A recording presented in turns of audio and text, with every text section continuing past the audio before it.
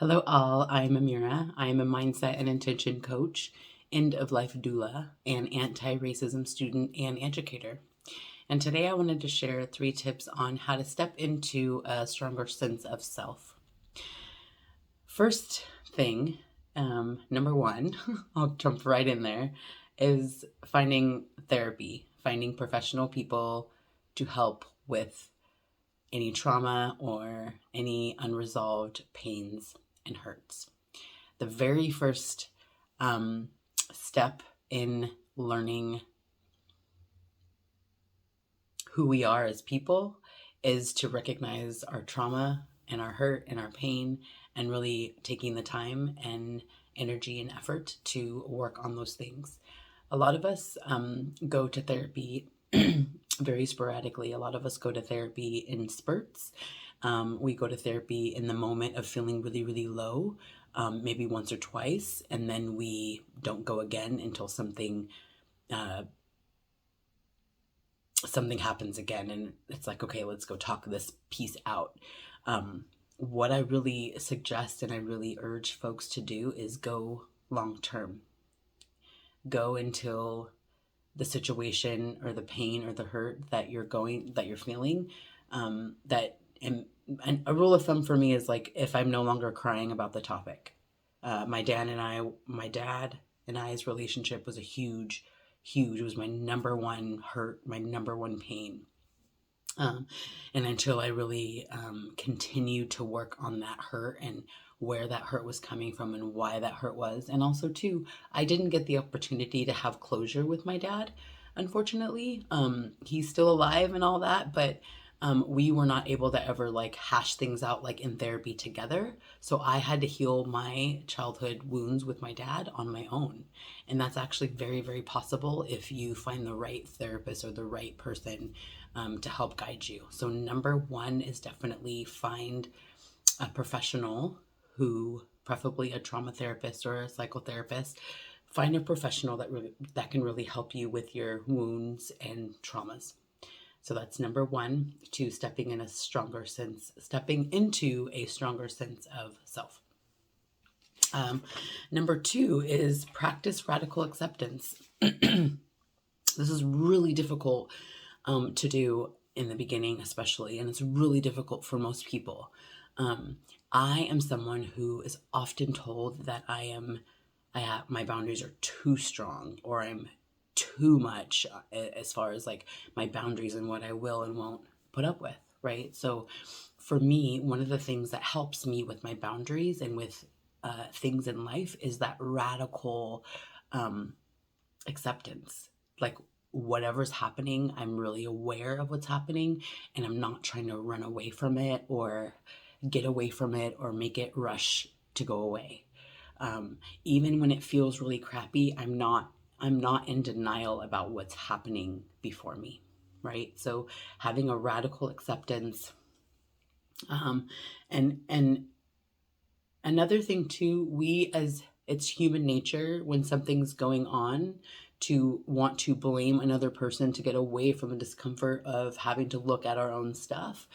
It's way easier to blame and put blame on other people, but really being okay with, like, there's a meditation that I do. It's a grounding meditation, and I repeat phrases, and I talk a lot about sitting in discomfort and not trying to move away from this of the discomfort, and sitting in the discomfort in a way that is loving, even though there are negative things that are happening to us. And even though we put ourselves in situations sometimes that are harmful to us, we don't have to react in a way that's extra harmful. We can still, even knowing that we're going through something difficult that we put ourselves in, you can still show yourself love and compassion so that you are moving through a space where you can get to know yourself, you can get to know your flaws, you can get to know all of who you are in a very radical, real way without trying to change anything and get away from it. If there's things about you about your life, about your personality, about things that you've done that you want to change. We don't have to beat ourselves up in the process. We get to say, ooh, this is a thing within me, Amira, that I see that I would like to see differently. And so there's no need to beat myself up over it, but I can also radically accept my fault and my part in it. I can also radically accept I'm angry right now because of the process. And that's another thing too. Let's touch on anger a little bit and emotions. I think a lot of people feel, and even in the spiritual world and the mindfulness meditation world, I found a lot of people want to love and light their way through difficult moments and say, oh, it's the ego mind, and oh, you can't show that emotion. And I'm here to say, I feel that's bullshit. I feel that all emotions are valid. I feel we are all human beings and it's natural to have stuff happen. Example for me, in the last year, I've had a lot of loss, and a lot of the loss has been my own doing. I've chosen to get a lot of people out of my life that I actually really love, but because of a boundary, but because of my new realization of radical acceptance of being an anti-racist and understanding the ways in which I've allowed systemic racism to be perpetuated, and whether it be accepting homophobic friends or homophobic family, being okay with hushing my own self up. There's lots of things that in the last year I've realized that I've contributed to that have made me feel shameful, that have made me feel very angry. But I've really honed in on sitting with what is in a very radical way without reacting to it, but being very real about emotions. And anger and sadness and depression, they are real emotions. So being very radical about what is huge. Okay, so number one, go to therapy. Number two, practice radical acceptance. And number three is practice awareness with compassion. So it just ties right into that practicing the radical acceptance. When you actually think about something that you've caused harm or someone you've caused harm and you sit in that feels shitty. It feels really shitty. But if you have radical acceptance and you accompany that with self-compassion and awareness, it really changes that sense of self, because you don't have to feel like depressed. You don't have to feel shameful. And that's why I really encourage folks, when situations happen, when things arise, handle it. Anytime you recognize that you've caused harm to a human, apologize. Absolutely. However, with that apology, it doesn't have to come with shame and feeling like a piece of shit of a human. So we get to decide how we want to move.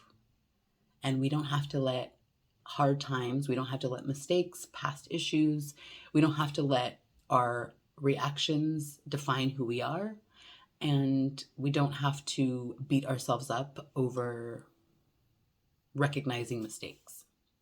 So making sure that you are loving on yourself, that you're giving yourself compassion, that you're giving yourself love, along with radically accepting what's going on, along with going to therapy when you need it, finding resources in place to help you, is really great ways to discover that sense of self. A lot of times when we do not know a sense of self, it really does make it difficult to develop genuine relationships, because you often feel as though you're being attacked when you're really not. If you are someone who, after you make a decision, or if you have an argument with someone, if your automatic instinct is to go around to everyone you know to try to get validation for your argument or your situation, that's a good indication that you have a lack of self, right? The more I practice these three tools, the more I practice and do the things right? That's why I always call myself a student. I am an anti-racist student. I am a mindfulness coach, but I'm also a student. I will always keep learning and having that awareness that um, I'm not perfect, right? There's no cookie cutter perfection thing out there. I'm always striving to do something different and do something more, right? And the more I do those things, the more when I make a decision and I have a boundary or I have a thing that I do, the more I can make that decision. Even if I have anxiety about it, I don't need to go to 10 different people to get their validation for what I'm doing and how I move. And the more I practice these, the more the sense of self comes in and I can step into it in a very calm, beautiful way. So I hope this helps. Feel free to leave a comment in the comment section. And I truly believe in the power of sitting in discomfort in a way that is loving to the self. I'm Amira. If you want to set up an intention session with me to find out if there's any areas in your life that I can assist you in, walking beside you in, you can set up an intention session with me at intentionmindset.com/let's talk.